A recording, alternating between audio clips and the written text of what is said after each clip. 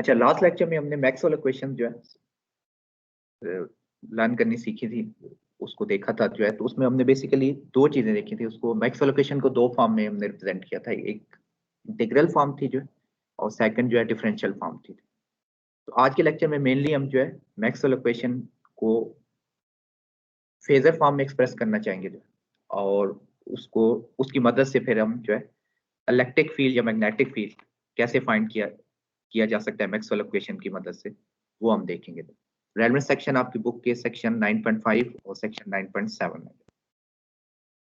जो मेन चीजें हम कवर करेंगे आज के लेक्चर में, वो टाइम हार्मोनिक क्वांटिटीज क्या होती हैं, उसके अलावा जो है कि स्केलर फेजर और वेक्टर फेजर उनमें क्या डिफरेंस है जो है उसको हम देखेंगे। और उसके अलावा फिर मैक्सवेल इक्वेशन को हम फेजर फॉर्म में देखेंगे जो है। बेसिकली जो है ये जो वेक्टर फेजर के कॉन्सेप्ट हैं जो है उसको हम अप्लाई करेंगे जो है मैक्सवेल इक्वेशन को फेजर फॉर्म में जो है एक्सप्रेस करने के लिए। और एट द एंड जो है जो मैक्सवेल इक्वेशन को की मदद से जो है अब इलेक्ट्रिक और मैग्नेटिक फील्ड जो है कैसे फाइंड किए जा सकते हैं उसको देखेंगे। अच्छा, तो स्टार्ट करते हैं हम टाइम हार्मोनिक क्वांटिटीज से। टाइम हार्मोनिक क्वांटिटीज जो है आपके पास ऐसी क्वांटिटीज हैं या ऐसे सिग्नल या फंक्शंस हैं जो है आपके पास, इन जो टाइम की जो टाइम वेरिएशन जो है as a function of time जो है साइनोसाइडल वेरिएशन होती है उनकी। तो यानी कोसाइन और साइन की टर्म में वेरिएशन होती है। तो टिपिकली जैसे नेटवर्क एनालिसिस में जो है जो रेफरेंस लेते थे वो कोसाइन को हम रेफरेंस लेते थे जो है, और बाकी को फेजेस को फेज की टर्म में रिप्रेजेंट करते थे।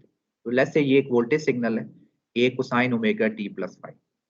तो ये साइनोसाइडल वेरिएशन है। तो इसमें आपके पास एक एम्पलीट्यूड है, ए एम्पलीट्यूड है, फाइव फेज है जो है, और ओमेगा जो है उसकी एंगुलर फ्रीक्वेंसी है। तो आर्गुमेंट ये था फेजर में जो हम रिप्रेजेंट करते थे साइनोसाइडल सिग्नल को, ये फ्रीक्वेंसी थ्रू आउट यानी सर्किट हमारी सेम होती थी जो है, सिर्फ amplitude of phase at any point circuit जो है चेंज होता था। तो हमने फिर एक सिंप्लीफाइड नोटेशन जो फेजर नोटेशन जिसे हम कहते थे, उसकी मदद से हम क्या करते थे कि एम्पलीट्यूड ऑफ फेज की इंफॉर्मेशन को एक कम्प्लेक्स नंबर से रिप्रेजेंट करते थे साइनोसाइड की, और उस कम्प्लेक्स नंबर को हम जो है फेजर कहते थे। और ओमेगा ऑब्वियसली जो है रेडियन फ्रीक्वेंसी है या एंगुलर फ्रीक्वेंसी है, तो ये रिलेटेड है जो है जो हर्ट्ज में फ्रीक्वेंसी है जो है omega is equal to 2 pi f से, या एफ आप इस तरह निकाल सकते हैं फिर।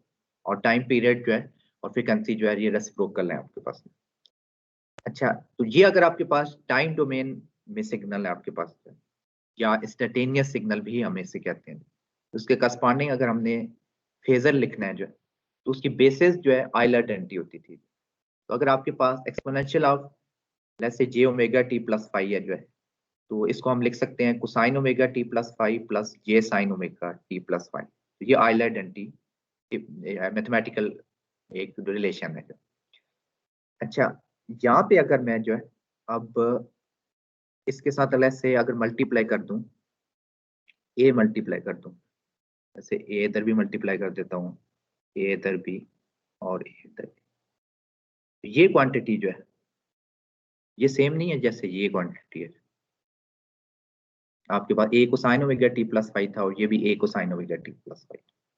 अच्छा, ये क्या चीज है जो है इसका जो है कि ए exponential of J omega T plus five को हमने एक ये पार्ट है plus J time this part है, तो क्या ये मैं कह सकता हूँ ये रियल पार्ट है इसका, और ये इमेजिनरी पार्ट है जो जे के साथ है। तो इसको मैथमेटिकली यानी हम ये भी लिख सकते हैं कि अगर यानी ये रियल पार्ट था ना जो है, और ये वाला जो है इमेजिनरी पार्ट है, तो इसको कहने का एक तरीका प्रॉब्ली ये है जो है कि हम कहें कि ये जो ए exponential of J omega T plus five है जो है, उसका अगर मैं रियल पार्ट लूं तो मेरे पास ये सिग्नल वो ये है जो है आपके पास जो है ये A cosine omega T plus five. ये बेसिकली यानी हम इसको आइलर आइडेंटिटी की मदद से ये फिर लिख सकते हैं कि बेसिकली जो है अगर ए exponential of J omega T plus five जो है उसका रियल पार्ट जो होता है जो है वो लें, तो वो एक्चुअल जो सिग्नल टाइम डोमेन का सिग्नल है जो है वो यही आपके पास A cosine omega T plus five बन जाता है। अच्छा, जब इस तरह हम लिख लेते हैं जो इस तरह, तो उसमें फिर ये जो क्वांटिटी आपके पास जो है यानी रियल और एक्सपोनेंशियल जे ओमेगा के अलावा जो है ये जो क्वांटिटी है यहाँ पे एक एम्पलीट्यूड और एक्सपोनेंशियल जे फाई जो है ये इसके कम्प्लेक्स नंबर को अगर और करें तो कम्प्लेक्स नंबर को रिप्रेजेंट कर रही है इन एक्सपोनेंशियल फॉर्म जो है। इस क्वांटिटी को हम फेजर कहते हैं। ये जो है आपके पास ये जिसको मैंने सर्कल किया जो है, तो यानी बेसिकली कर क्या रहे हैं कि हम एक इंस्टेंटेनियस सिग्नल था टाइम डोमेन सिग्नल, उसके एम्पलीट्यूड और उसके फेज की इंफॉर्मेशन को हमने गैदर करके उसको एक कम्प्लेक्स नंबर से रिप्रेजेंट किया और उस कम्प्लेक्स नंबर को हम बेसिकली कह रहे हैं कि वो फेजर है और उसके साथ हम ये सबस्क्रिप्ट एस यूज कर रहे हैं जो कि बता रहा है कि ये साइनोसाइडल नेचर है उसकी। ठीक है, साइनोसाइडल सिग्नल के करस्पॉन्डिंग जो है हमारा फेजर है। तो टाइम डोमेन सिग्नल जो है स्मॉल लेटर से था जो, और जो साथ capital letter with small subscript s जो है ये बेसिकली आपका फेजर है। ये टिपिकली तरीका जो है, यानी हम ये नेटवर्क एनालिसिस कोर्स में आप ये चीजें आप ऑलरेडी देख चुके हैं, लेकिन इसकी बेसिस जो है ये आइडेंटिटी है। अच्छा, तो नेक्स्ट जो है, तो इसका मतलब ये है कि हमारी जो टाइम डोमेन सिग्नल था जो है वी ऑफ टी जो है A cosine omega T plus phi, उसको हम आइडेंटिटी की मदद से इस तरह लिखा, और ये जो ये चीज थी बीच में A exponential of minus J phi जो है ये बाय डेफिनेशन हमारा फेजर है वी एस, यानी रियल और e exponential of J omega T के अलावा जो टर्म आएगी।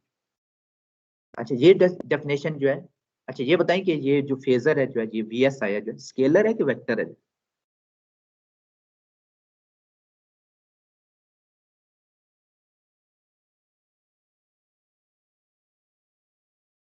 वेक्टर है सर। क्या चीज स्केलर है कि वेक्टर है? वेक्टर है। वेक्टर तो ना हुआ जो है ना, क्योंकि इसकी यानी डायरेक्शन क्या डायरेक्शन है फिर जो है सर रियल ऑपरेटर लगा हुआ है ना जो सर, तो हमारे पास एंगल स्केलर होगा। हाँ, क्योंकि एक चीज ये है ना कि एट एनी पॉइंट इन, यानी आपको एक नंबर आता है ना जो है, बेशक वो कॉम्प्लेक्स नंबर है, तो आपके पास कोई डायरेक्शन तो उस तरह एस सच नहीं है जो है ना। स्केलर ये होता है ना कि उसका सिर्फ मैग्नीट्यूड क्या होना कहना चाहिए, एक एक पॉइंट पे जो है आपके पास एक स्केलर नंबर आपके पास आता है जो, तो वेक्टर में आपका डायरेक्शन भी आती है। तो ये वाला जो है अभी फेजर हमने डिफाइन किया है, ये आपके पास स्केलर फेजर है जो है, जो टिपिकली हम यूज करते रहे हैं जो है नेटवर्क एनालिसिस और एलसीए वगैरह। एलसीए में तो नहीं, शायद नेटवर्क एनालिसिस में हम ज्यादा यूज करते हैं इसको। अच्छा, तो ये फिर हमारी डेफिनेशन है जो है कि अगर आपके पास टाइम डोमेन इंस्टेंटेनियस सिग्नल हो तो अब आपने उसका फेजर लिखना है जो है, यानी इससे आपने फेजर डोमेन में जाना है हम कहते थे। उसके लिए हम क्या करेंगे, इसका एम्पलीट्यूड लेंगे ए, और ये उसका फेज लेंगे और उसको एक कम्प्लेक्स नंबर से रिप्रेजेंट करेंगे, उसको हम फेजर कहते हैं जो। ये बेसिकली हम टाइम डोमेन से फ्रिक्वेंसी डोमेन, जो फेजर डोमेन फ्रिक्वेंसी डोमेन भी कहलाती है, तो आपके पास जो है फेजर डोमेन में आता है। ऑन दी अदर हैंड जो है, अगर आपने वापस जाना है टाइम डोमेन में, तो उसका तरीका ये है, जो फंडामेंटल डेफिनेशन है आपके पास जो है, जो फेजर की, जो इसमें एक गलती है यहाँ पे, इसके साथ ये होना चाहिए जो वी एस जो है, तो आपके पास जो है जो भी फेजर होगा वी एस जो है, ये फंडामेंटल डेफिनेशन यूज कर रहे हैं जो, ये हमने कहा था ना कि एक cosine omega T plus phi को इस तरह लिख सकते हैं हम, और इसको हमने फेजर कहा था। तो हमने करना क्या है जो है, अगर हमने टाइम डोमेन में वापस जाना है कि exponential of J omega T से मल्टीप्लाई करना है अपने सिग्नल को, और उसका फिर रियल पार्ट ले लेना है, तो ये हमारा टाइम डोमेन सिग्नल आ जाएगा। ये सही कह रही है कि नहीं जो है, क्योंकि अगर आप देखें ना जो है, अगर हम रियल इसको देखें, और ये वी एस क्या था आपके पास जो है, ये था ना a exponential of j phi, ठीक है, और साथ में ई की पावर जे ओमेगा टी, ये मैंने सब्स्टिट्यूट किया यहाँ पे। फिर इसको मजीद मैं लिख सकता हूँ real a exponential of J omega T plus phi, ठीक है। तो ए जो है आप कॉमन ले लें बाहर जो है, तो जैसे real part of exponential of J omega T plus phi, तो आइडेंटिटी में से अगर आप देखें तो रियल पार्ट क्या होता है जो है इसका exponential of J omega T plus phi का कोसाइन जो है, cosine omega T plus phi, ठीक है। तो ये सेम चीज वापस आ गई, हम वापस जो है टाइम डोमेन में सिग्नल में वापस आ गए, ठीक है। तो ये चीज, तो आपने जब भी टाइम डोमेन में जाना होगा जो है, तो आप क्या करते हैं जो है कि exponential of J omega T से मल्टीप्लाई करेंगे फेजर को, और उसका फिर रियल पार्ट ले, और जो ये टाइम डोमेन के सिग्नल को हम इस तरह रिप्रेजेंट कर रहे हैं और फेजर डोमेन के सिग्नल को हम ऐसे रिप्रेजेंट कर रहे हैं। सर वेक्टर जो हमारे पास है तो उसको हमने फेजर जो स्केलर वेक्टर हमने क्यों किया सर? हमारे पास जो फाई हमें जो डायरेक्शन ही दे रहा है। नहीं, डायरेक्शन उस सेंस में नहीं है ना कि आपके पास एक लेस से ये अगर रियल है आपके पास है और ये इमेजिनरी है जो है, तो एट ये कोई नंबर है ये आपके पास जो है एक पॉइंट हर वक्त, यानी क्या, यानी हर पॉइंट पे जो है प्लेन, इस कम्प्लेक्स प्लेन में आपके पास एक नंबर आता है जो है। तो आप यानी ये तो नहीं कह सकते अगर मैं इसको a प्लस जे बी से रिप्रेजेंट कर दूं तो अब क्या है इसकी कि हम कौन सा वेक्टर की डायरेक्शन क्या है इसकी। इस तरह तो आप पॉइंट को भी इस तरह कह सकते हैं ना, यानी एक मैं पॉइंट लूं और जैसे रियल प्लेन में ले लूं, जैसे ये x एक्सिस था और y एक्सिस था, तो उसमें भी तो ये होता है कि 1 इधर लेते हैं जैसे और 2 इधर लेते हैं, तो मैं एक वेक्टर डिफाइन कर लूं। लेकिन पॉइंट को हम वेक्टर तो नहीं कहते ना जो है, वेक्टर एक डिफरेंट चीज है आपके पास। वेक्टर जो है ये पोजीशन वेक्टर, अगर आप ओरिजिन से उस पॉइंट तक डिफाइन करें तो वो तो कोई वेक्टर है जो है, लेकिन एक पॉइंट इटसेल्फ जो है वो जो है जैसे इसके कोऑर्डिनेट है जैसे 1, 2 जो है, तो ये कोई वेक्टर तो नहीं है जो है, ये तो एक सिंपल पॉइंट है। हर जगह पे आपके पास एक स्केलर नंबर आ, ये आप सॉरी ये माइक को साउंड आ रही थी, तो इसी तरह ये कॉम्प्लेक्स प्लेन में आपके पास एक सिंपल नंबर आ रहा है जो है ना, ठीक है, इसमें कोई वेक्टर यानी उस तरह की इन्फॉर्मेशन नहीं है जो डायरेक्शन की। हाँ, ये आपके पास अगर जब वेक्टर होगा ना, वेक्टर ये होगा क्या आपके पास at every point in space जो है, लेट्स से क्या मैं एग्जांपल दूं, लेट्स से एक्स वाई है जो है, लेट्स से कोई वेक्टर फंक्शन ले लेना जो है, let's say f is equal to let's say क्या कहते हैं जो है x ax कहते हैं सर, ये वेक्टर फंक्शन है मेरे पास जो है। अब ये जो है at every point in space let's say x is equal to 1 पे अगर आप जाएं तो आपके पास एक वेक्टर है जो है, इसका मैग्नीट्यूड 1 है और डायरेक्शन उसकी आपके पास कितनी है जो है, वो भी along the ax unit vector है। अच्छा, किसी और पॉइंट पे चले जाएं, let's say x is equal to 2 पे चलते हैं, चलें x इज इक्वल टू 2 पे गए तो अब जो आपके पास जो है उसका मैग्नीट्यूड जो है डबल हो गया और डायरेक्शन x एक्सिस के अलोंग है। तो ये जो होता है जो वेक्टर फंक्शन है ना जो है, कि आपके हर पॉइंट पे एक वेक्टर आता है जो है, वो बेसिकली वो भी चीज जो है वो, यानी हर पॉइंट पे एक अगर वेक्टर आता है तो फिर वो यानी उसको हम वेक्टर कहेंगे। हर पॉइंट पे अगर एक स्केलर नंबर आता है जो है, तो वो फिर ऑब्वियसली स्केलर ही है जो, हाँ वो रियल हो या कॉम्प्लेक्स हो जो। अच्छा, तो ये एग्जांपल हमारे पास जो है सिंपल जो है कि आपके पास लेट्स एक टाइम डोमेन इंस्टेंटेनियस सिग्नल है जो उसको फेजर फॉर्म में कन्वर्ट करना चाहते हैं। क्या लिखते हैं, जैसे मैं say s is equal to a और साथ में एक्सपोनेंशियल ऑफ j5, ये ठीक है कि नहीं?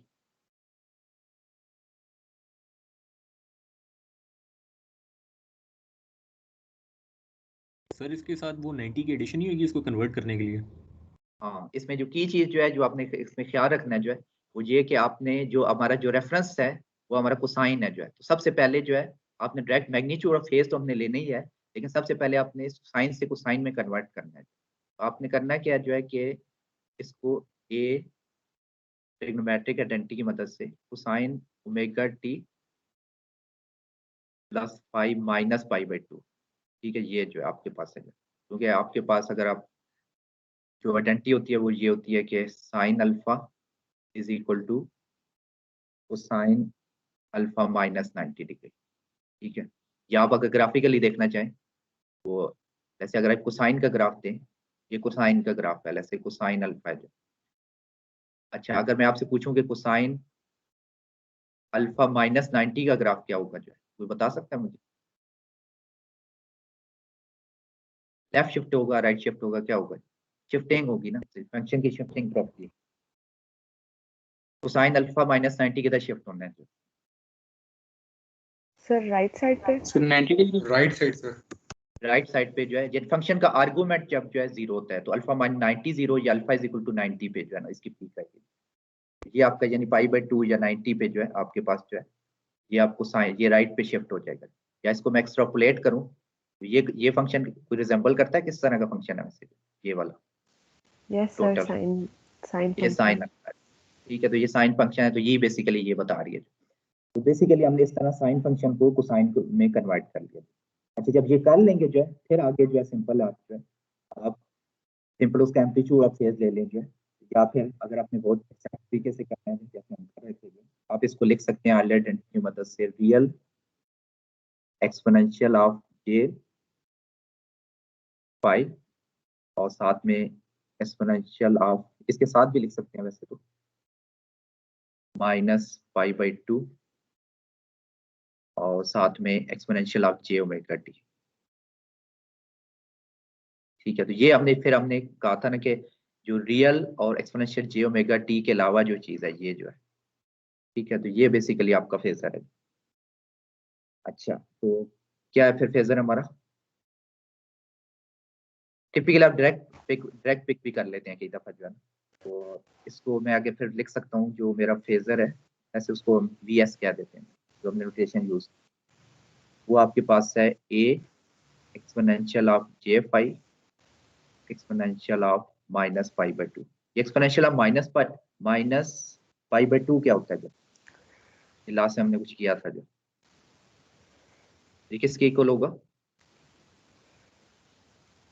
हमने कहा था कि यूनिट सर्कल अगर कंसीडर करें जो है, तो आप उस यूनिटी सर्कल, तो ये पाई, ठीक है, तो -5/2 का मतलब है यहाँ पे हम आएंगे जो है, तो ये -j बन जाएगा, तो इसको हम फिर लिख सकते हैं -j a exponential of j5।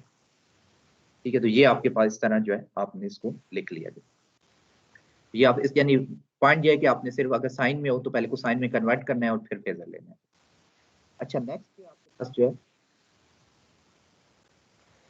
अब हम जो है कम्प्लेक्स वेक्टर की बात करने लगे हैं, ठीक है, और उसके करस्पॉन्डिंग जो है हम कम्प्लेक्स जो है phasor, sorry vector phasor define करेंगे जो है।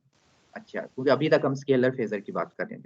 अच्छा, क्योंकि इलेक्ट्रिक फील्ड जो है आपके पास वो एक वेक्टर क्वांटिटी है जो है, तो हमने कहा था कि वो function of space and time है, स्पेशियो टेम्पोरल नेचर है जो, तो वो आपके पास यानी एक्स वाई जी और टाइम चार 4 कोऑर्डिनेट यानी 3 स्पेशल कोऑर्डिनेट और 1 टाइम कोऑर्डिनेट उसका फंक्शन है जो। अच्छा, ऑन दी अदर हैंड जो है उसका जो फेजर होगा जो है, उसमें क्या होगा कि टाइम इंफॉर्मेशन जो है वो नहीं होगी जो है, वो सिर्फ फंक्शन ऑफ स्पेस कोऑर्डिनेट्स होगा, और उसको हम एस से डिनोट कर रहे हैं जो है फेजर को, जैसे हमने स्केलर फेजर में जैसे वोल्टेज वी को वी ऑफ एस कहा था उसके फेजर को। और ये भी देखें कि इस पे साथ बार लगी हुई है जो, बार का मतलब है कि ये वेक्टर है, नेचर है अब जो है, यानी इसका मतलब क्या है कि इसके कितने कंपोनेंट है एक्चुअली जो है कार्टेशियन कोऑर्डिनेट में, थ्री कंपोनेंट है इसके, ठीक है, अलॉन्ग एक्स वाई एंड जी जो है, तो ये कम्पैक्ट एक नोटेशन है।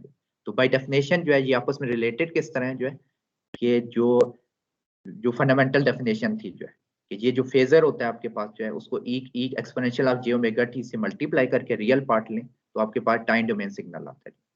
अच्छा, यहाँ पे अगर हम साइनोसाइडल नेचर सिग्नल अज्यूम करें तो ये इलेक्ट्रिक फील्ड है जो है ई जो है, ये जो टाइम डोमेन सिग्नल है, एक एग्जांपल हम करके देखते हैं कि ये चीज है आपके पास जो है, ठीक है, उसको हम शार्ट में, उसके 3 कंपोनेंट होंगे, एक्स कंपोनेंट, वाई कंपोनेंट और जी कंपोनेंट, ठीक है, ये उसके स्केलर कंपोनेंट हैं जो ई एक्स ई वाई और ई जी, और they are directed along a x unit vector, A Y unit vector, A ji unit vector, जो कि कोऑर्डिनेट एक्सेस के अलॉन्ग हो। अगर हम साइनोसाइडल अज्यूम करें जो, या टाइम हार्मोनिक जो है अजम्पशन लें, तो फिर इसका मतलब होगा कि जो ये आपके पास एक्स कंपोनेंट होगा वो भी साइनोसाइडल वेरिएशन होगी जो ई एक्स जो है, उसका कोई एम्पलीट्यूड होगा, उसको जैसे मैं ए एक्स कह रहा हूँ, और उसका कोई फेज होगा फाई एक्स। ये बेसिकली ई एक्स को हम साइनोसाइडल अजम्पशन लेके हम इस तरह लिख रहे हैं। इसी तरह ई वाई जो है उसको इस तरह लिखा जा सकता है, ई वाई को उसका सम एम्पलीट्यूड ए वाई और कोई फेज फाई या फाई होगा। इसी तरह ई जी जो है आपके पास जो स्केलर कंपोनेंट है उसको इस तरह लिखा जा सकता है जो है कि उसका कोई एम्पलीट्यूड भी होगा और फेज भी होगा। जो यहाँ पे मैंने नोटेशन थोड़ी सिंप्लीफाई रखी है, एक्चुअली जो है अगर मैंने बिल्कुल एग्जैक्ट लिखना हो तो ये एम्पलीट्यूड ए एक्स जो है, ये जो यहाँ पे है जो है ए वाई और ए सी जो है, ये भी फंक्शन होंगे actually, x Y z and time के फंक्शन है। इस तरह फाई भी बेसिकली जो है ये भी फंक्शन है x Y z and time जो, लेकिन इन चीजों को ऑब्वियसली और नोटेशन जो है कम्प्लेक्स हो जाती, लेकिन इन जनरल ये भी फंक्शन हो सकते हैं। अच्छा, तो हमने क्या यानी एक वेक्टर था टाइम डोमेन वेक्टर, उसके 3 कंपोनेंट हो सकते हैं जो है, और हम साइनोसाइडल अजम्पशन लेके उसको इस तरह को साइन की फॉर्म में लिख लिया। अच्छा, अब जो है नेक्स्ट जो है लेट्स से हम इसको फेजर में कन्वर्ट करना चाहते हैं, तो ये आपके पास, ये आप याद रखें कि ये चीज जो है ये एक्सपोनेंशियल एक्स वाई जी, ये आपके पास कोई क्या चीज है, वेक्टर इंस्टैंटेनियस वेक्टर फील्ड है, जो इंस्टैंटेनियस वेक्टर फील्ड।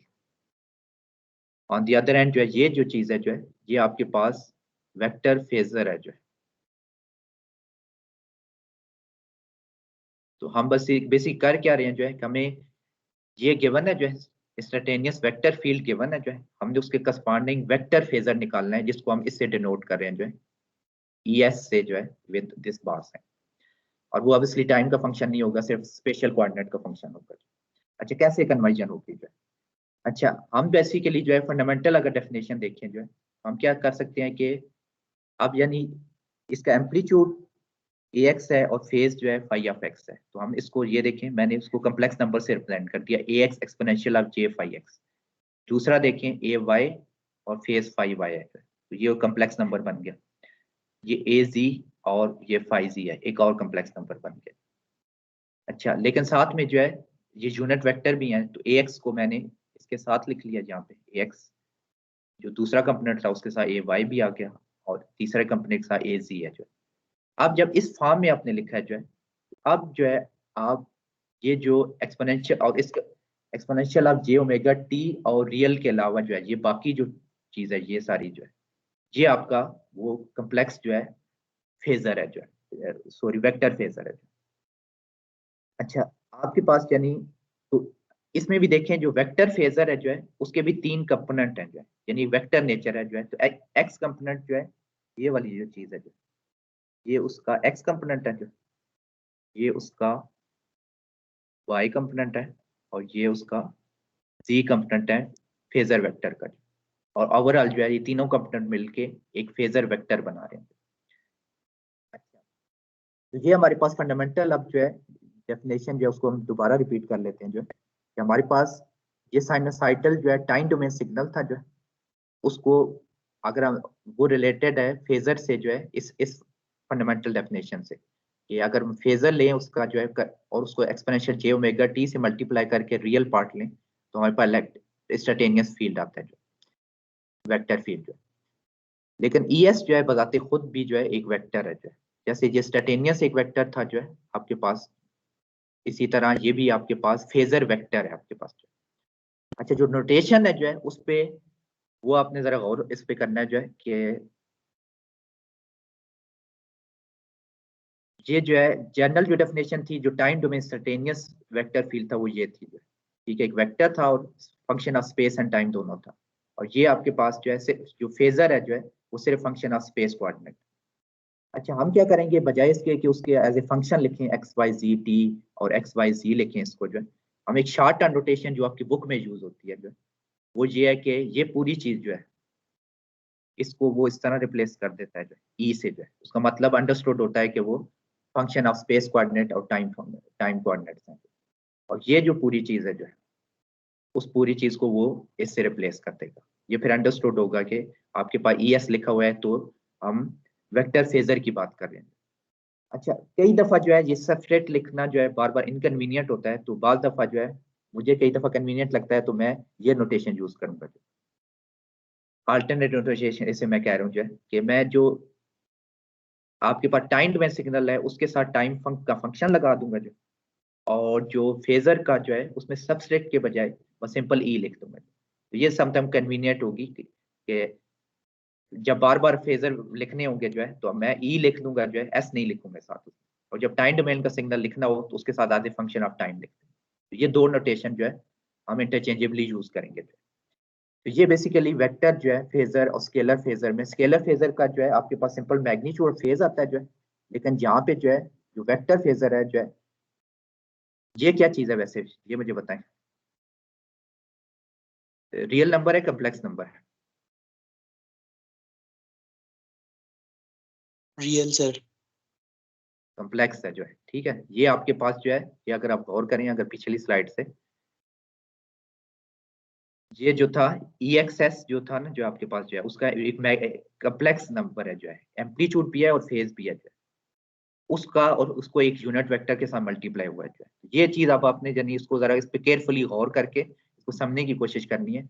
ये कम्प्लेक्स नंबर है और उसके साथ ए एक्स यूनिट वेक्टर आया हुआ है। ये कम्प्लेक्स नंबर है, उसके साथ ए वाई यूनिट वेक्टर है, और ये एक और कम्प्लेक्स नंबर है, उसके साथ ए जी यूनिट वेक्टर है, और ये पूरा मिल के एक ये कम्प्लेक्स वेक्टर बना रहा है। जो कम्प्लेक्स जो है फेजर या कम्प्लेक्स वेक्टर कहते हैं उसे, ये कम्प्लेक्स वेक्टर फेजर कहते हैं। जब पहले हम कर रहे थे कि हम सिर्फ ये लेते थे जो है, जब हम स्केलर की बात करें तो उसमें ये यूनिट वेक्टर नहीं थे, जो है सिंपल एक एम्पलीट्यूड ऑफ फेज था। ये नोटेशन आप इस पे केयरफुली इस पे गौर करके, क्योंकि थ्रू आउट द बुक जो है ये नोटेशन यूज होनी है जो है, ये आपको ये इसकी फंडामेंटल यानी क्लियर होने चाहिए आपको जो है। अच्छा, तो जैसे हम कुछ एग्जांपल्स देख लेते हैं इसके जो, तो लेट्स से सर कौन सी वाली नोटेशन? यही कि कम्प्लेक्स वेक्टर का क्या मतलब है, और कम्प्लेक्स यानी कम्प्लेक्स फेजर में आप डिफरेंशिएट कर सकें जो है कम्प्लेक्स, जो अभी तक जो है नेटवर्क एनालिसिस जो है आपने उसमें से सिर्फ जो है स्केलर फेजर देखा था। अब आप कम्प्लेक्स फेजर में आए हैं तो उसको आप डिफरेंशिएट करेंगे, उसका मतलब क्या है जो है, और उसकी जो ये बुक की नोटेशन है जो है उससे आप यानी फेमिलियर हो कि अगर हमने यानी दो नोटेशन थी ना कि ये E f x Y z t जो है ये इंस्टेंटेनियस जो वेक्टर फील्ड है, बुक में आपको इससे सिंपल ई से रिप्रेजेंट कर रहे हैं, और जो कम्प्लेक्स फेजर है जो है आपके पास जो है एक्स वाई जी, उसको सिंपल ई एस से रिप्रेजेंट हो रहा है जो। तो ये अगर ये लिखा होगा तो आपने ये आपके होना चाहिए आपके बैक ऑफ द माइंड के ये इसकी बात हो रही है। और मैं एक और अल्टरनेट नोटेशन जो मैं यूज करूंगा वो ये है कि इसकी जगह मैं simple exponential of T use कर रहा हूँ, और इसकी जगह मैं सिंपल ई यूज करूंगा। ठीक है, तो ये इससे ये होगा कि ये सबस्क्रिप्ट एस बार बार नहीं लिखना पड़ता है जो, तो ये जरा एक कन्वीनियंट बन जाता है कि टाइम डोमेन की बात कर रहे हैं तो सिंपल टी का फंक्शन बना लें उसे, और जब फेजर डोमेन की बात कर रहे हैं तो कुछ ना लिखें जो, तो वन अंडरस्टूड होगा। तो ये दो नोटेशन जो है हम जो है यूज करेंगे जो। अच्छा, तो अब हमारे पास जो है लेट्स से कुछ एग्जांपल देखते हैं कि ये हमारे पास जो है एक फेजर डोमेन में अब आपके पास एक वेक्टर गिवन है जो है, उसका एक ही कंपोनेंट है ये देखेंगे, और साथ में जो है हम उसको इंस्टेंटेनियस फॉर्म उसकी फाइंड करनी है। तो क्या करें बताएं, फेजर डोमेन से इंस्टेंटेनियस डोमेन में जाना है तो क्या करते थे? Sir real times e's power में आपने क्या करना है जो है, जो भी फेजर है उसको exponential of J omega T से मल्टीप्लाई करना है जो, और उसका रियल पार्ट ले लेना है। ठीक है, ये फंडामेंटल डेफिनेशन है। तो ये आपका करस्पॉन्डिंग जो है तो टाइम डोमेन सिग्नल है जो है, जैसे उसको मैं पी ऑफ टी कह देता हूँ, वो आ जाएगा। अच्छा, तो ये अगर आपने करना है जो है तो फिर इसमें बी एस की वैल्यू पुट कर देते हैं अगले स्टेप में। बी एस क्या था, 20/j ए एक्स था यूनिट वेक्टर और exponential of J omega T. अच्छा, नेक्स्ट जो है फिर हम इसको किस तरह लिख सकते हैं जो है कि ये 20/j जो है इसको अगर j में ऊपर ले आऊं तो क्या बन जाएगा, -20j ए एक्स यूनिट वेक्टर और exponential of J omega T. अच्छा, नेक्स्ट जो है इसको लिखा जा सकता है जो है, अगर हम आइलर आइडेंटिटी जो है अब यहाँ पे उससे एक्सप्रेस कर दें exponential of J omega T को जो है। अच्छा, exponential of J omega T को कैसे लिखा जा सकता है, कोई बता सकता है? आइलर आइडेंटिटी की मदद से अभी हमने देखा था cosine omega T plus cos j omega sine. t plus iota। ठीक है, ये हमने कहा था। अब मुझे बताएं जो है कि इसका रियल पार्ट क्या जो है इस पूरी एक्सप्रेशन का। ये जब इससे मल्टीप्लाई होगा कोसाइन से तो वो रियल बनेगा कि इमेजिनरी पार्ट बनेगा? इमेजिनरी। इमेजिनरी जो है, जब जे से दूसरे टर्म से मल्टीप्लाई होगा तो जे और जे क्या बन जाएंगे, जे स्क्वायर -1 हो जाएगा, +1 आ जाएगा। तो वो जो है इसका मतलब है कि इसका रियल पार्ट जो है आपके पास है 20 साइन ओमेगा टी। लेकिन ये आपने नहीं बोलना कि ये हम वेक्टर फेजर की बात करें तो आप उसके साथ फिर जो है ये ax यूनिट वेक्टर भी लिखेंगे, ये भूल नहीं जाना आपने।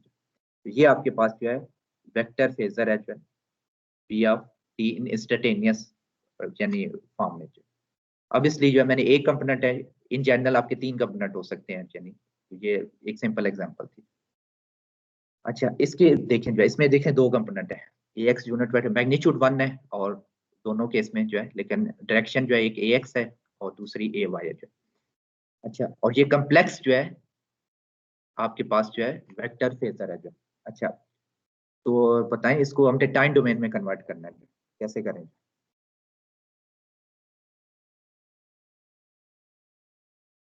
अगेन जो है फंडामेंटल डेफिनेशन ही यूज करेंगे ना, जो है कि आपके पास जो है हमने कि a as a function of time जो है वो क्या होगा आपके पास रियल ऑफ, या जो भी फेजर है आपके पास as जो है उसको exponential of j omega t से मल्टीप्लाई करें और उसका रियल पार्ट ले लें।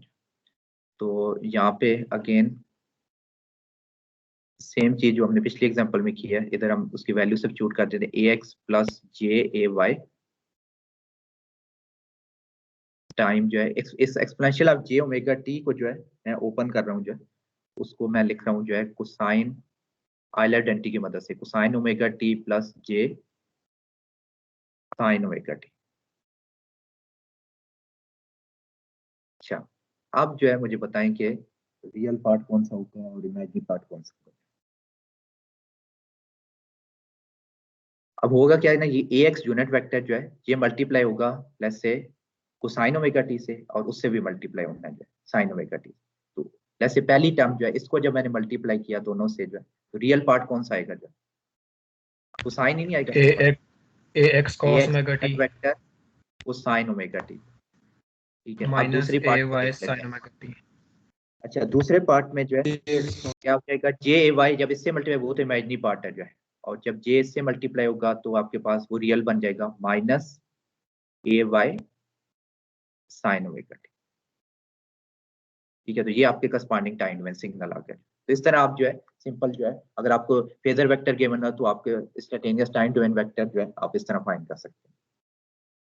अच्छा यहाँ पे लेट्स से एक कंसेप्ट क्वेश्चन है कि आपके पास टाइम डोमेन सिग्नल गिवन है जो है, जैसे कोई मैग्नेटिक फील्ड है जो है और उसका जो है हमारे पास एक ही कंपोनेंट है, तो उसको हमने फेजर डोमेन में कन्वर्ट करना है, कैसे करेंगे?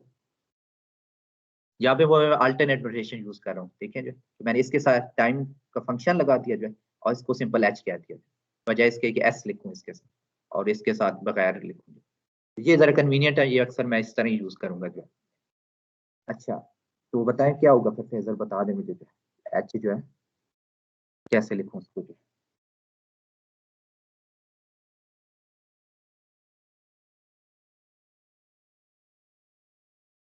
इसको क्या मैं इस तरह लिख सकता हूँ जो रियल जो है यानी उसका एम्पलीट्यूड, फेजर में हम करते क्या थे जो है ना, यानी जब आप पहले करते थे मैग्नीट्यूड उठाते थे जो और फेज उठाते थे जो। ये देखिए ना ये क्या चीज है वैसे भाई दबे 2 × 10⁸ ये क्या चीज है? फ्रीक्वेंसी ये फ्रीक्वेंसी ओमेगा जो है ना, तो ओमेगा टी ये तो Omega टाइम डोमेन है। अच्छा बाकी जो चीज है ये -3 फाई जो है, ये फाई की वो जो टर्म है जो फेज होता था जो, तो हम मैग्नीट्यूड उठाते थे और फेज जो है तो उसको एक कम्प्लेक्स नंबर से -3y फेज है जो। ठीक है बाई स्पेक्शन भी लिख सकते हैं, मैं जरा एक स्टेप ज्यादा कर रहा हूँ। और साथ में जो है क्योंकि ये एक वेक्टर है जो है तो वो ए जी है, ये भी साथ आएगा जो वेक्टर फेजर है जो। बाकी साथ में exponential of J omega T है जो। तो ये जब इस तरह अगर आप से लिख लें जो है, या एक तरीका ये इस तरह लिख लें जो है, या आप सिंपल बाई इंस्पेक्शन कह लें जो है, ये देखें इसका मैग्नीट्यूड उठाएं। यानी एक तरीका ये भी था कि ये स्टेप से हम ना करते, हम सिंपल कहते हैं कि ये इसका मैग्नीट्यूड 2 है और इसका जो फेज है जो है -3y है जो है, तो -3y आएगा। और लेकिन साथ में ये चीज जो है ये आपने नहीं भूलनी, साथ ए जी भी लिखना है। ये अक्सर जो है बहुत कॉमन मिस्टेक है कि इसको सम इग्नोर कर देते हैं लोग जो। ये वेक्टर फेजर है जो है, स्केलर फेजर नहीं है जो, ये आपने ख्याल रखना है। ये उसका सिंपल जो है इसके करस्पॉन्डिंग जो है इसका फेजर वेक्टर आ गया। सर जो हमने e⁻j⍵t इसके साथ लिखा हुआ है जो हमने निकाला है सर, इसके अंदर ओमेगा की वैल्यू पुट नहीं करनी है सर, कि इसको इसी तरह रहने दें? ये तो फंडामेंटल वो डेफिनेशन है ना कि इधर तो ओमेगा में पता है कि ओमेगा लिख भी लें या ना भी लिखें जो राइट सर। मैं इधर मैं कह दूं let's say omega is equal to 2 × 10⁸ है जो है इस केस में जो है, लेकिन वो लिखूं या सिंपल और बाद में इसको ओमेगा कह लूं या इस तरह लिख लूं। एक्चुअल ये है कि आपने इस फॉर्म में लिखना है या इस तरह फॉर्म अगर कन्वीनियंट है इस तरह करके आपको कन्वीनियंट लगता है, या सिंपल जैसे आप नेटवर्क एनालिसिस के कोर्स में करते थे, सिंपल मैग्नीट्यूड पिक करें और फेज पिक करें, और लेकिन जहाँ आपने यूनिट वेक्टर भी एट दी एंड मल्टीप्लाई करना है उसको, ये कम्प्लेक्स नंबर है ना सिंपल उसका मैग्नीट्यूड और फेज के साथ, क्योंकि डिफरेंस आया है वो आपका एक यूनिट वेक्टर आया। अगर इसके अलावा और कंपोनेंट होते हैं इसके, जो जैसे ये तो ए जी कंपोनेंट है ना, इसी तरह एक और कोसाइन होता है जो है उसके साथ ए वाई कंपोनेंट होता है जो, तो आपका एक और प्लस यहाँ पे एक और कंपोनेंट आ जाता है, तो फेजर वेक्टर है ना जो, तो इन जनरल उसके 3 कंपोनेंट होते हैं, लेकिन अभी चूंकि एक कंपोनेंट था इंस्टेंटेनियस का, तो हम एक ही कंपोनेंट आया है। इन जनरल अगर 3 कंपोनेंट होंगे तो 3 आपके पास इधर कंपोनेंट आएंगे। ये चीजें जो है वेक्टर फेजर में, यानी एक से ज्यादा कंपोनेंट भी है आपके पास आ सकते हैं। अच्छा, चीज हमने आज की लेक्चर मेन देखनी है जो है कि ये चले हम कर चुके हैं जो है कि मैक्सवेल इक्वेशन जो है आपके पास जो है उसको फेजर फॉर्म में या फ्रीक्वेंसी डोमेन में हम लिखना चाह रहे थे। तो आपके पास टाइम डोमेन या पॉइंट फॉर्म में जो है डिफरेंशियल फॉर्म जो भी आपके एक्सक्यूज मी पास सर। जी सर एक क्वेश्चन है, पिछली स्लाइड पे जाइएगा। पिछली स्लाइड सर पे उसका फिर इधर जाए जी जी सर इसको e की पावर j ओमेगा t को खोलेंगे नहीं आइडेंटिटी लगा के? नहीं ना, हमने जब फंडामेंटल डेफिनेशन ही ये थी ना फेजर की जो है, वो खोलते हम तब हैं जब आपके पास उसको कन्वर्ट करना हो टाइम डोमेन में जो है। अब आपने फंडामेंटल डेफिनेशन ये थी ना, ये आपके पास है जैसे 2 कोसाइन ओमेगा टी है जो है, तो इसको मैं लिख सकता हूँ इस तरह के 2 ओमेगा टी प्लस से 10 डिग्री है जो है, ये था जो है। तो हम कहते थे ना कि इसको रियल पार्ट ऑफ इस तरह लिख सकते हैं कि 2 exponential of j10 exponential of j omega T. जब इस तरह इस फॉर्म में लिख लेते थे, ये जो चीज आती थी ये बैक पे जो है, इसको हम रिकॉग्नाइज करते थे कि ये फेजर है। ठीक है, ये आपका जैसे इसको वी कह देते हैं स्मॉल, तो ये कैपिटल वी है जो, तो ये उसका फेजर है। जब आप इस फॉर्म में लिख लेते हैं ना जो है, तो फिर आप ये रिकॉग्नाइज करेंगे यहाँ से सिंपली ये जो चीज है जो है ये फेजर है, इसको आप डिक्लेयर करेंगे ये फेजर है। तो ये फंडामेंटल डेफिनेशन है जो है, ये बाई डेफिनेशन आपके पास जो है जब इस तरह लिख लेते हैं तो ये बाई डेफिनेशन आपके पास फेजर आता है। ठीक हो गया और सर, अगर थैंक आपको यू। टाइम डोमेन में कन्वर्ट करना है तो फिर एक्सपोनेंशियल j ओमेगा t से मल्टीप्लाई करके रियल पार्ट लेते हैं। अगर आपके पास मैक्सवेल इक्वेशन आपके पास गिवन है जो है, जैसे पॉइंट फॉर्म या डिफरेंशियल फॉर्म में गिवन है जो है, ठीक है, ये दोनों एक ही बात होती है, डिफरेंशियल फॉर्म में पॉइंट फॉर्म भी कहते हैं, और हम लेट्स से उसको कन्वर्ट करना चाह रहे हैं फेजर या फ्रीक्वेंसी डोमेन में। तो हम जो कि साइनोसाइडल या टाइम हार्मोनिक वो वेरिएशन यूज कर लें, अज्यूम करें कि एक्सपोनेंशियल j ओमेगा t है जो है वेरिएशन है जो, तो डेरिवेटिव की क्या होगा वैसे बाय द वे जो, इस डेरिवेटिव को हम कैसे रिप्लेस कर सकते हैं जो, कोई बता सकता है जो? Differentiation in time domain is equivalent to what in frequency domain? Sir j omega आ जाता है सर। ठीक है, आपके पास partial of partial sir t j जो है, ओमेगा आ जाता है। ठीक है, j ओमेगा से, या मल्टीप्लिकेशन इन फ्रीक्वेंसी डोमेन है, या सिंपल इसको आप डिफरेंशिएट करके देख भी लें j ओमेगा टाइम j आ जाएगा। तो आप बेसिकली करेंगे क्या है कि पार्शियल ऑफ पार्शियल t को टाइम डोमेन का डिफरेंशिएशन जो है उसे j ओमेगा से रिप्लेस करेंगे। ये आपके अगर टाइम डोमेन था यानी मैक्सवेल इक्वेशन है, इसके करस्पॉन्डिंग लेट्स से इसको देखें पहली इक्वेशन को, तो कर्ल ऑफ ई को देखें, कर्ल ऑफ ई एस कह दिया जो, ठीक है, एस जो है अब उसको रिप्रेजेंट कर रहा है फेजर फॉर्म को जो है, और पार्शियल ऑफ पार्शियल टी जो है ये जो चीज है जो, इसको हमने रिप्लेस कर दिया है j ओमेगा से जो, और b को जो है bs जो है, तो ये उसकी करस्पॉन्डिंग जो है फेजर डोमेन आती है मैक्सवेल इक्वेशन। इसी तरह इधर देखें जो है h और j और t जो है वो s उनके साथ आ गया जो है, और साथ में पार्शियल और पार्शियल t जो है उसको हमने रिप्लेस कर दिया जो है j ओमेगा से। इसी तरह बाकी जो है, तो ये आपके करस्पॉन्डिंग सिंपल है जो है कि आपने जो टाइम डेरिवेटिव है उसको j ओमेगा से रिप्लेस कर दें तो आपका फेजर डोमेन की मैक्सवेल इक्वेशन आ जाएगी। अगर हम अल्टरनेट नोटेशन यूज करें जो है, जो कि मैं ज्यादातर यूज करूंगा जो है, उसमें फिर हम इस तरह यूज करें शो करेंगे उसको जो है, हम करेंगे क्या कि जो टाइम डोमेन की जो फील्ड है उसके साथ हम टी का सबस्क्रिप्ट यानी एज ए फंक्शन के तौर पे उसको रिप्रेजेंट करेंगे जो, और जो फेजर डोमेन है जो है उसमें हम फिर सबस्क्रिप्ट नहीं यूज करेंगे एस जो है, सिंपल हम जब ई कहेंगे तो उसको अंडरस्टूड होगा कि वो फेजर की बात हो रही है। तो मैं मोस्टली जो है मैं ज्यादा कंफर्टेबल इस नोटेशन से हूँ, तो यही मैं यूज करूंगा, तो जब प्रॉब्लम सॉल्विंग कर रहे होते हैं तो बार बार एस लिखना जो है वो इनकन्वीनियंट होता है। अच्छा, तो लेकिन बाकी फंडामेंटल चीज वही है कि पार्शियल और पार्शियल टी को हमने जे ओमेगा से रिप्लेस कर दिया। तो हम जो है लास्ट जो चीज करना चाह रहे हैं जो है मैक्सवेल इक्वेशन की मदद से हम जो है, अगर आपको इलेक्ट्रिक फील्ड गिवन हो लेट्स से और मैग्नेटिक फील्ड फाइंड करना हो जो है, और अदरवाइज भी हो सकता है आपको let's say magnetic field given है और आपने let's say electric field find करना है। लेट्स से for the time being assume करें कि आपको ई फील्ड गिवन है जो है टाइम डोमेन में जो है, और आपसे कहा जाता है कि मैग्नेटिक फील्ड जो है वो टाइम डोमेन में फाइंड करते हैं। उसके लिए मैक्सवेल इक्वेशन की मदद से ये स्टेप हम करेंगे जो कि हम सबसे पहले जो गिवन इलेक्ट्रिक फील्ड होगा आपके पास जो है उसको फेजर फॉर्म में हम रिप्रेजेंट करेंगे। ये स्टेप 1 हो जाएगा। उसके बाद जो है हम phasor form of Maxwell equation use करके हम corresponding phasor form of magnetic field find कर लेंगे। जब ये फाइंड कर लेंगे जो है तो लास्ट स्टेप ये होगा कि जो आपने एच फाइंड किया है फेजर फॉर्म में जो है उसको इंस्टेंटेनियस फॉर्म में वापस कन्वर्ट कर। ऑब्वियसली जो है अगर आपने एच से ई फाइंड करना है तो फिर स्टेप वही होंगे, पहले एच को आप फेजर में कन्वर्ट करेंगे जो है, और फिर मैक्सवेल इक्वेशन की मदद से आप जो है ई फाइंड कर लेंगे जो है, और फाइनली जो है उसको इंस्टेंटेनियस फॉर्म में कन्वर्ट कर लेंगे। अच्छा, अब क्वेश्चन ये है कि मैक्सवेल ये जो सेकंड स्टेप है जो ये जो है मैक्सवेल इक्वेशन से लेट्स से ई गिवन है और एच फाइंड करना है, तो ये कैसे फाइंड हो सकता है, कौन सी इक्वेशन यूज करनी चाहिए? तो आपके पास जो कर्ल इक्वेशन है, curl of E is equal to क्या था जो है माइनस जे ओमेगा, फिर Faraday law rate of change of B जो है जे ओमेगा म्यू एच जो है। ये इक्वेशन आप यूज कर सकते हैं अगर आपके पास ई गिवन हो और एच फाइंड करना हो, ठीक है, तो आप ये इक्वेशन यूज करेंगे। ऑन द अदर हैंड जो है जो दूसरी कर्ल इक्वेशन है कर्ल ऑफ एच जो है जो एम्पेयर्स लॉ जो है वो क्या था, J rate of change of D J omega epsilon E जो है।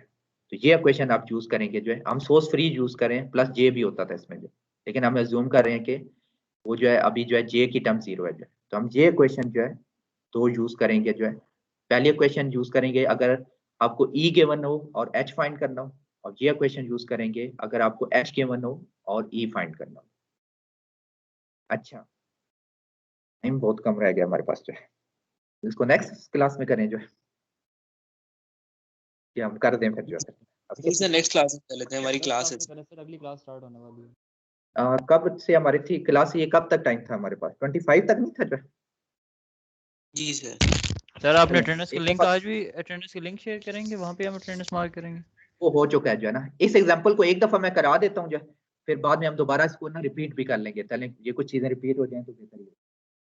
अच्छा, तो आपके पास ऐसे मैग्नेटिक फील्ड गिवन है जो है, आपको इंस्टेंटेनियस फॉर्म गिवन है, आपने करस्पॉन्डिंग इलेक्ट्रिक फील्ड फाइंड करना है जो है, और जो मीडियम है जो है वो हमें गिवन है कि सिग्मा 0 है वहां पे, एप्सिलॉन जो है 5 एप्सिलॉन नॉट है, और म्यू जो है 2 एप्सिलॉन नॉट। अच्छा, तो क्या होता है, हमने की स्टेप डिफाइन किए थे जो है, स्टेप 1 क्या था, इसको फेजर फॉर्म में कन्वर्ट करना। तो लेट्स से एच जो है अभी हमने किया था कंसेप्ट क्वेश्चन में, क्या होगा 2 एक्सपोनेंशियल ऑफ -3 बाय az, ये उसकी फेजर फॉर्म है, ठीक है, इसका मैग्नीट्यूड, उसका ये फेज, और साथ में ये यूनिट वेक्टर आपने नहीं बोलना, वो करके ये फेजर वेक्टर है आपके पास, एच का लिख लिया हमने। अच्छा, सेकंड जो है हमने क्या करना है जो है, हमने इलेक्ट्रिक फील्ड फाइंड करना है। कौन सी मैक्सवेल इक्वेशन होनी चाहिए आपके पास जो है, जो यूजफुल इक्वेशन है वो curl of E is equal to, ये कौन सी थी आपके पास जो है Faraday's law, curl of E is equal to rate of change of B, यानी minus j omega mu h जो है। इसकी मदद से हम जो है अगर E गिवन, ये यूज करेंगे कि दूसरी यूज करेंगे जो है बताएं? नहीं, ये तो हमें ई तो नहीं गिवन जो है, तो ये नहीं यूज कर सकते हम दूसरी यूज करेंगे जो है कि कर्ल ऑफ एच जो है वो आपके पास जो है rate of change of D था जो है जे ओमेगा एप्सिलॉन ई जो है, ठीक है, तो ये इस इक्वेशन को यूज कर सकते हैं हम। तो इससे नेक्स्ट इक्वेशन जो है फिर हम इसको कैसे लिख सकते हैं जो, हम लिख सकते हैं ई जो है जो कि हम फाइंड करना चाहते हैं वो इक्वल है 1/j ओमेगा एप्सिलॉन और time curl of H. Curl of H क्या होता है इन कार्टेशियन कोऑर्डिनेट, उसको जो है अगर आप रिकॉल करें जो है तो कर्ल ऑफ सम वेक्टर जो है इन कार्टेशियन कोऑर्डिनेट उसको लिखा जा सकता है A x unit vector, A Y unit vector, A ji unit vector, और यहाँ पे आपके आएगा partial of partial X, partial और partial Y, partial of partial Z, और साथ में जो है यहाँ पे फिर आपके पास H X component scalar component, H Y scalar component और एच जी स्केलर कंपोनेंट। ठीक है, ये फंडामेंटल जो है मैंने डेफिनेशन यूज की है जो है कर्ल की जो है।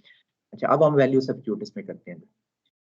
तो क्या आपके पास आएगा कि 1/j ओमेगा एप्सिलॉन जो है, ठीक है, ये ओमेगा और एप्सिलॉन की value at the end put करेंगे। ये अंडरस्टूड है कि ये ओमेगा ये है आपके पास 2 × 10⁸ जो है, एप्सिलॉन की वैल्यू आपको गिवन है और यू की वैल्यू गिवन। अच्छा, तो आपके पास जो है इसमें फिर वैल्यू जो है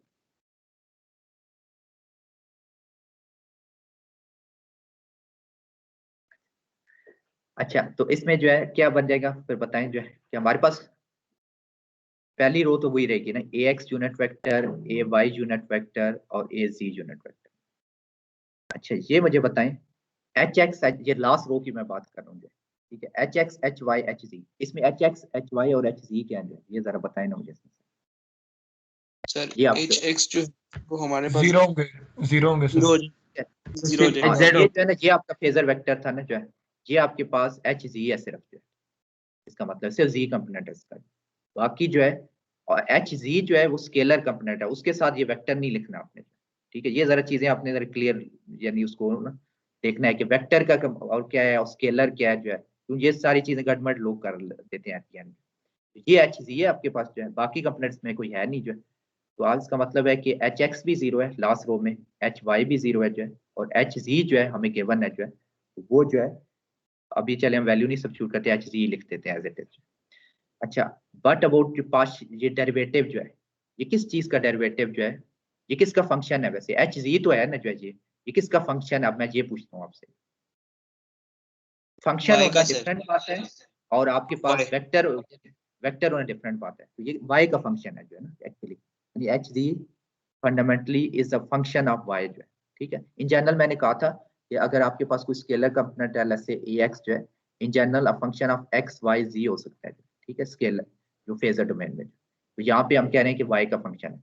अच्छा, y का अगर ये फंक्शन है जो है, तो डेरिवेटिव जो होता है ये पार्शियल पार्शियल x क्या हो जाएगा, ये टर्म तो क्या होनी चाहिए जो है डेरिवेटिव, ये तो जीरो हो जाएगी। व्हाट अबाउट पार्शियल पार्शियल जी, ये भी जीरो हो जाएगी। तो आप स्ट्रेट अवे शुरू में पुट कर देंगे, और पार्शियल पार्शियल वाई जो है वो अभी इसलिए एग्जिस्ट करेगा। ठीक है, ये इस तरह आगे फिर हमने इसको सॉल्व करना है, वो फिर हम नेक्स्ट क्लास में इस एग्जांपल को मैं दोबारा रिपीट कर दूंगा, तो ताकि कुछ चीजें ये रिवाइज हो जाएंगी जो है, इसको आगे हम सॉल्व करेंगे जो है। एक स्टेप चले मैं और कर देता हूँ जो, फिर रिपीट भी कर लेंगे जो है। तो क्या आएगा आगे जो है, 1/j ओमेगा एप्सिलॉन क्या हो जाएगा, ए एक्स यूनिट वेक्टर, आगे जो है जैसे partial of partial Y of, यानी इस तरह मल्टीप्लाई करते थे ना, क्रॉस मल्टीप्लाई, तो partial partial Y of H Z आ जाएगा, और बाकी बाकी सारी टर्म जीरो है। ये देखिए ये भी जीरो है, ए वाई के साथ जब करेंगे जो है तो ये भी जीरो आ जाएगा, ए जी के साथ जब करेंगे जो है तो बाकी वो भी टर्म जीरो है, तो सिर्फ ये चीज रहेगी। अब आगे आपने करना क्या है जो है, एच जी की वैल्यू पुट कर देनी है। एच जी आपके पास क्या था, ये ये था जो है 2 एक्सपोनेंशियल ऑफ -3y जो है, ये स्केलर कंपोनेंट था। तो ये अगर आप इसमें वैल्यू सब्स्टिट्यूट करें जो है, तो आप लिख सकते हैं 1/j omega epsilon a x unit vector और partial of partial Y of क्या था वो 2 एक्सपोनेंशियल ऑफ -3y। ठीक है, अब इसका आप डेरिवेटिव लेंगे जो, तो आपके पास आएगा 1/j omega epsilon a x unit vector. अच्छा, डेरिवेटिव आएगा तो क्या आ जाएगा, ये 2 तो कांस्टेंट है, -6 y आ जाए, सॉरी e की पावर -3y, -6 आ जाएगा जो है, इसका हो जाएगा, और फिर एक्सपोनेंशियल ऑफ -3y जो है। ठीक है, तो इससे आगे जो है तो आपके पास मजीद इसमें अगर आप सिंप्लीफिकेशन करना चाहते हैं तो ओमेगा की वैल्यू हम सब्स्टिट्यूट करेंगे, ओमेगा की वैल्यू गिवन है हमें जी है 2 × 10⁸ जो है। उसके अलावा जो है और हमें क्या गिवन है, एप्सिलॉन की वैल्यू गिवन है जो है, एप्सिलॉन की वैल्यू क्या है जो है ये 5 एप्सिलॉन नॉट जो है वो हम वैल्यू सब्स्टिट्यूट करेंगे जो है, और ये सारी मैनिपुलेशन करके जो है एट द एंड अगर आप ये कैलकुलेशन करें तो जो आपके पास इलेक्ट्रिक फील्ड आएगा एट द एंड जो फेजर डोमेन में जो है वो आ जाएगा -678 exponential of -3y ax unit vector. तो मैग्नेटिक फील्ड का सिर्फ z कंपोनेंट था, देखें तो इलेक्ट्रिक फील्ड जब हमने मैक्सवेल इक्वेशन से निकाला उसका सिर्फ x कंपोनेंट है। अब जो लास्ट स्टेप फिर आपने करना होता है कि इसको टाइम डोमेन में वापस कन्वर्ट करना होता है। टाइम डोमेन में कन्वर्ट करने के लिए क्या करेंगे जो है ये जो आपका e आया है जो है फेजर डोमेन में इसको एक्सपोनेंशियल ऑफ j ओमेगा ये 1 ओवर सर ये 1 ओवर j माइनस j नहीं हो जाएगा, ये माइनस प्लस हो जाएगा 1/j। अच्छा इसमें एक है एक गलती थी जो है ना, क्या गलती थी वैसे जो है, हाँ ये जो है आपने अच्छा पॉइंट रेज किया जो है, ये किसी ने बताया भी नहीं है जो ये एक्सपोनेंशियल ऑफ -j आना था ना जो, क्योंकि ये होता था ना, याद है आपको जो है कि जैसे हम r exponential of j phi लिखते थे ना, फाई तो हमने खत्म ही कर दिया, ये पिछले एग्जांपल में भी हमने ये किया जब हमने इधर किया था ये कॉन्सेप्ट क्वेश्चन था। हाँ इसके साथ j हमने लिखना ही भूल गए जो है ना, या j तो आना ही है ना, -j3y है, ठीक है। तो ये j जो है क्योंकि ये यही तो बता रहा है कि कॉम्प्लेक्स नंबर है, अगर j नहीं लिखेंगे तो फिर तो इसकी बात ना हुई ना जो, ये j जैसे इधर लिखा हुआ है ना, ये देखें एक्सपोनेंशियल ऑफ j मैंने 10 लिखा था, या j लिखना है आपने इस एग्जांपल में भी, इसका मतलब है कि यहाँ में j लिखना था और फिर जो है यहाँ पे यहाँ भी j आएगा और फिर जो है जब ये आ जाएगा तो यहाँ एक j आएगा, फिर ये j और j कट जाएगा, तब जो है तब ये j खत्म हो जाएगा, ठीक है। और अब इसलिए j खत्म होना चाहिए ना, क्योंकि टाइम डोमेन में वापस j तो नहीं आ सकता, वो कॉम्प्लेक्स तो नहीं है, वो तो रियल क्वांटिटी। ये एट द एंड जो है आप इसको वापस जो है रियल में कन्वर्ट करेंगे, ठीक है। इसको यानी exponential of j omega t से मल्टीप्लाई करके और रियल पार्ट ले लेंगे इसको, ये अगर आप करें जो है तो आपके पास आ जाएगा -678 कोसाइन, क्या लिखो जाए फ्रीक्वेंसी क्या है जिसकी 2 एक्सपोनेंशियल 8 2 ओमेगा की वैल्यू मैं पुट करूं 10⁸ t आ जाएगा, और फिर जो है e के फेज क्या बनना है इसका जो -3y और साथ में ax यूनिट वेक्टर, ये अब corresponding time domain instantaneous electric field signal. इस तरह आप जो है अगर आपको गिवन हो यानी मैग्नेटिक फील्ड ऐसे गिवन है तो इलेक्ट्रिक फील्ड निकाल सकते हैं जो एज अ होमवर्क जो है, जैसे अगर आपको इलेक्ट्रिक फील्ड गिवन है जो और corresponding time domain magnetic field निकालना है, इसकी आप यानी एज अ होमवर्क इसको ट्राई करेंगे। ये एग्जांपल 4 जो है ना मैं दोबारा रिपीट भी कर दूंगा नेक्स्ट क्लास में जो है, तो ये आप लेकिन एक दफा आप कोशिश करें कि ये ट्राई करें जो है ना, कि अगर आपको यानी इस चैप्टर में मेन जो आपने चीज सीखनी है वो ये है कि एक तो मैक्सवेल इक्वेशन आपको फेजर डोमेन में आ जाए, वेक्टर फेजर और स्केलर फेजर की आपको जरा पता हो कि उनमें फर्क कैसे करना है, और आप उसको लिख सकें यानी फेजर डोमेन में इंस्टैंटेनियस डोमेन में। और एट द एंड की चीज जो है जो फंडामेंटल स्किल जो आपने सीखनी है कि अगर आपको इलेक्ट्रिक फील्ड गिवन हो आप मैक्सवेल इक्वेशन की मदद से आप मैग्नेटिक फील्ड निकाल लें, अगर मैग्नेटिक फील्ड गिवन है तो मैक्सवेल इक्वेशन को यूज करके इलेक्ट्रिक फील्ड निकाल, ये अगर आप कर लेंगे जो है तो इस चैप्टर में जो है यही चीज़ हम कवर करना चाह रहे हैं, और ये चीज़ें आगे यूज भी होंगी बार बार जो है, ये फंडामेंटल यानी ये चीज़ आपको आनी चाहिए। मैक्सवेल इक्वेशन की मदद से अगर एक फील्ड गिवन है आपको तो दूसरा निकाल सकें, अगर ई गिवन है तो एच निकाल सकें, एच गिवन है तो ई निकाल सकें, ठीक है। फिर मेरे ख्याल में आज के लिए जो है इनफ है। जी बताएं सर, अटेंडेंस ले ली आपने? अटेंडेंस मैंने बताया था कि वो फॉर्म मैं शेयर करता हूँ।